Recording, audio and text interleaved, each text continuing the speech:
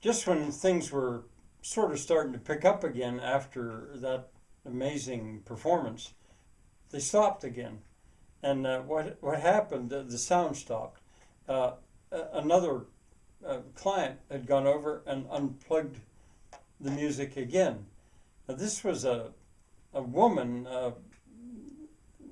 past middle aged. I don't want to say elderly because she was pretty healthy, but uh, past middle age, a woman dressed in a, strangely, I mean, in a long black dress and with some white on her sleeves and white around the collar, and she had dark hair, or yeah, it was brown hair, and it was all tied up in a bunch. She looked kind of like a schoolmarm, like a Victorian schoolmarm, and she'd gone over and unplugged it, and everyone's looking, and she started to clap, and before long, everybody joined in and started to clap because the performance that they had just witnessed was something they'd never seen the like of before, and people stood up. Basically, Elaine got a standing ovation, which was not something that she was really looking for.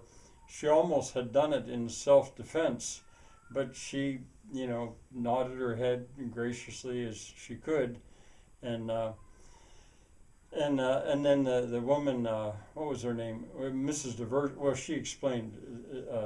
What she did was after a bit when things were going, things picked up, but they didn't get as busy, not and as loud, not as they had been, and she neglected to plug it back in. There wasn't background music from that point on. But at one point, Elaine was going around serving, and here this woman was drinking stout. The doctors, they had 3 kegs. The only beer they had was on tap, and they had a lager, a bitter, just like an English pub, a lager, a bitter, and a stout. And and she was drinking Murphy's stout. Well, it happened to be Murphy's, but it wouldn't have mattered. It was stout. So when Elaine went over to serve her, the woman explained that, well, she volunteered. She said, that your boyfriend who went away, he made a big mistake. he never should have left you. And Elaine said, well, he had to go home to his queen. He had, I wasn't his first, and Mrs. Diversey, as she'd explained her name, she said, well, then there's some excuse. But he really lost a treasure because that was pretty special what you had.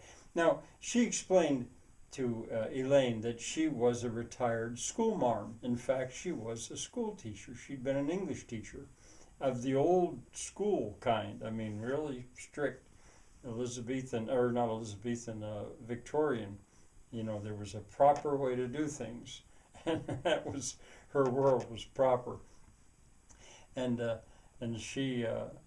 she said, well, he made a mistake. He lost a treasure.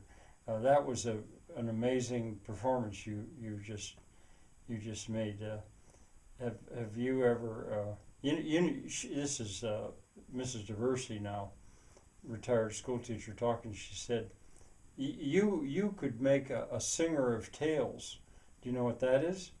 And Elaine had no idea. She said, well, in the old days, singers of tales were pretty important, and they did the kind of thing you just did, and you would have made a good singer of tales. Did you ever hear of Scheherazade? And Elaine said, no, I don't think so. And at that point, Mrs. Diversey, the schoolmarm, said, whatever happened to a classical education? She said, well, look it up. Look her up, because it's spelled just like it sounds, Scheherazade. Look it up, and you remind me of Scheherazade. It was a strange encounter, but it wasn't too long after that Mrs. Diversey downed her, finished off her stout, and left. Things were quieting down, and the clientele they'd had quite an amazing evening, they felt, and they were drifting away. And it was at that point, finally, that Violet and Edgy brought out the scroll. They said, you know, we've got something that we brought here that I think you might like to see. We have a particular question for Indira, but now that I've got to know you a little bit, Omar, I think you'd be interested in this too. And so they needed a place to roll this out. And so what they did is they went over to the pool table. No one had been playing pool that evening, and they rolled out the scroll, and so they saw it again. Now you already know what was in there, but they didn't, and I'll tell you about that tomorrow.